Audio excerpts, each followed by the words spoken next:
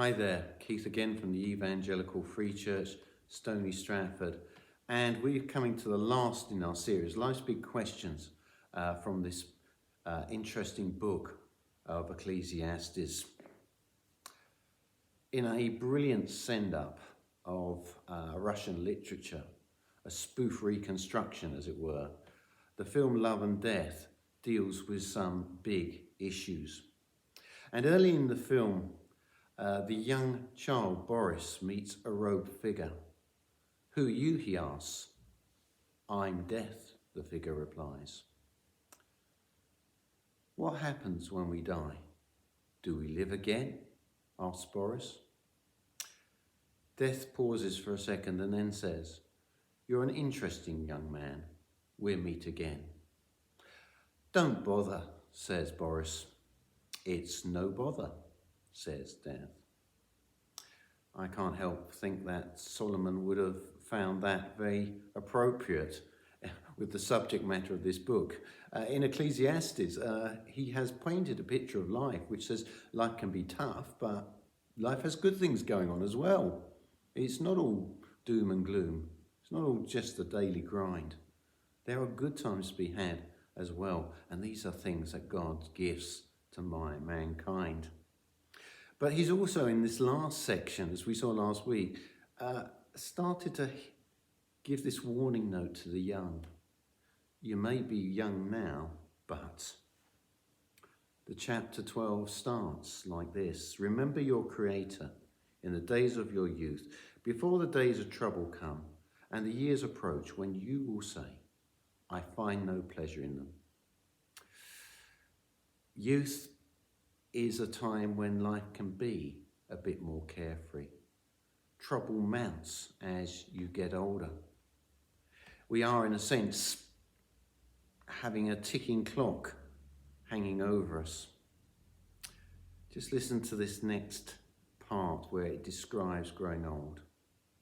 "Before the sun and the light and the moon and the stars grow dark, and the clouds return after the rain, when the keepers of the house tremble and the strong men stoop, when the grinders cease because they are few, and those looking through the windows grow dim, when the doors of the street are closed and the sound of grinding fades, when men rise up at the sound of birds, but all their songs grow faint, when men are afraid of heights and the dangers in the street, when the almond tree blossoms and the grasshopper drags himself along, and desire is no longer stirred, then man goes to his eternal home, and mourners go about the streets." I think I've mentioned I've had a birthday recently, and 61, hey, I can remember being 21. And I relate to some of this. As one gets older, the body wears out. There's the idea here of sight fading, teeth perhaps falling out. It's all very poetic, but that's what it's telling us. It's telling us it's a damaged world and we're damaged people. It's a Genesis 3 world is what we've actually said, or the phrase I've used. And in Genesis 3, because of man's rebellion against God, he is told this is Genesis 3:19. "By the sweat of your brow you will eat your food until you return to the ground, since from it you were taken. For dust you are, and to dust you will return." That's the situation we live in. And Solomon picks up on that here. Life is fleeting. Life is running out. Remember him before the silver cord is severed, or the golden bowl is broken, before the pitcher is shattered at the spring, or the wheel broken at the well. And the dust returns to the ground it came from, and the spirit returns to God who gave it. Meaningless, says the teacher. Everything is meaningless. Here's the situation. Remember God, because when your life is gone, you will return to him. The spirit returns to God who gave it. Your life, my life, is because God has given it to us. Well, you might think after that Solomon will build to a sort of big conclusion, and actually we're absolutely right. The writer, Solomon, steps back. He is actually going to let someone else finish off. The person who introduced Solomon as the writer of the book now seems to take over. And he says this about Solomon's musings. Not only was the teacher wise, but he also imparted knowledge to people. He pondered and searched out and set in order many proverbs. The teacher searched to find just the right words, and he wrote what is upright and true. Yes, he's building Solomon up, but as the baseball player Dizzy Dean once said, if you can do it, then it ain't bragging, and Solomon certainly has wisdom to spare. And then we get to the conclusion. And there's two really. One which is the sort of prelude to the main one. And it's a common theme. Wisdom is useful. Real wisdom is absolutely timeless. Of the making of many books, there is no end, and much study wearies the body. Just after that little warning not to add to the words of the wise, because they are, like nails. It's interesting, the phrase here, goads. It's like thorns. Wisdom is not always what we want to hear. Sometimes wisdom can be something that's uneasy for us, makes us uncomfortable, but we still need to hear it. But it's interesting, isn't it? Wisdom will get you so far. Man's wisdom will get you so far. This phrase, the making of many books, there's no end, and much study wearies the body. It's one of the things I actually find myself saying a lot of the time to teenagers or children when they're facing exams. You can do so much. Wisdom will take you so far. Yeah, wisdom's good. Learning's good. But you can wear yourself out with it, and Solomon has a caution. It won't necessarily get you the whole way.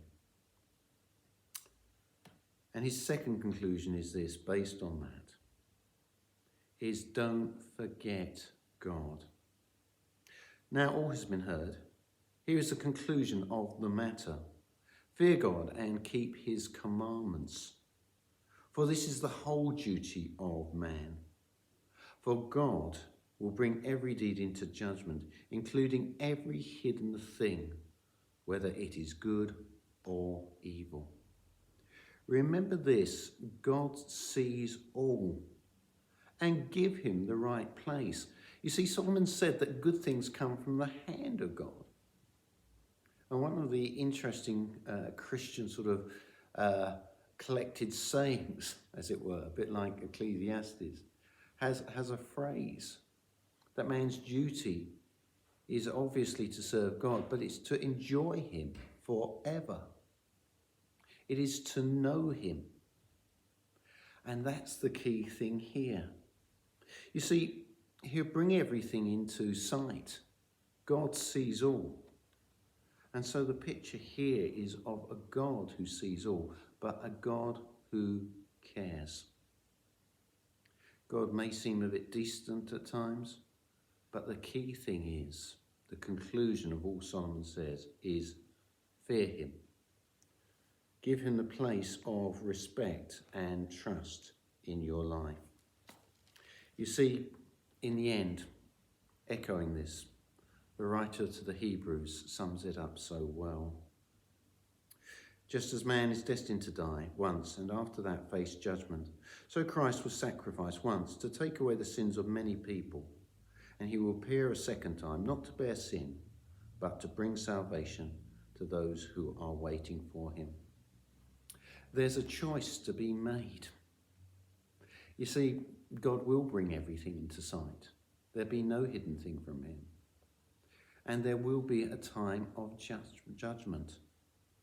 But the key thing is this. What place have you given him in your life? Christ, Jesus Christ, died. The phrase it used was sacrifice. He became, as it were, the substitute for our sin.